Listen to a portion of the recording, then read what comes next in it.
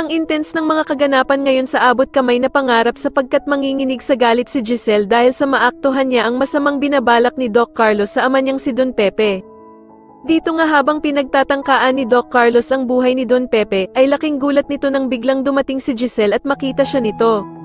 Samantala ay mangyayari na nga ang matagal nang hinihintay ng lahat at tuluyan na ngang magigising si Don Pepe.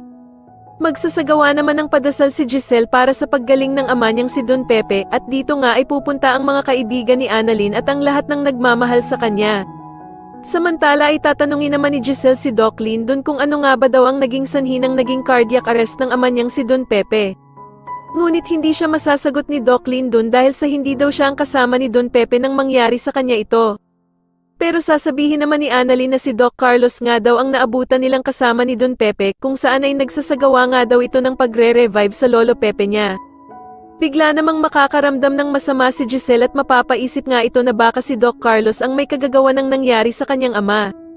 Sa kabilang banda naman ay magpaplano na naman ng kaplastikan ang mag-inang Zoe at Moira at dito nga ay sasabihin ni Moira na dapat daw ay umattend sila ng pa-prayers ni Giselle kay Don Pepe para mabura na ang paghihinala nito sa kanilang mag-ina.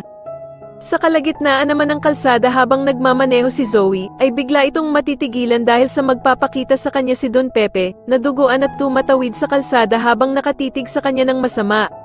Samantala habang kinakausap naman ni Doc Carlos itong si Don Pepe at sinasabihan ng sana daw ay mamatay na ito, ay bigla namang didilat ang mga mata ni Don Pepe at tititigan nga nito ng masama si Doc Carlos. Sa tingin nyo dito na nga kaya tuluyang gumaling si Don Pepe at masabi na nga kaya niya ang lahat ng nalalaman niya tungkol sa sikreto nila Doc Carlos, Zoe at Moira, mas lalo na nga talagang nagiging exciting ang mga susunod na kaganapan kaya naman ay mas lalo pa nating abangan ang mas lalong gumigandang abot kamay na pangarap. Maraming salamat po sa inyong panonood at sana po ay masubscribe nyo ako. Maraming salamat po.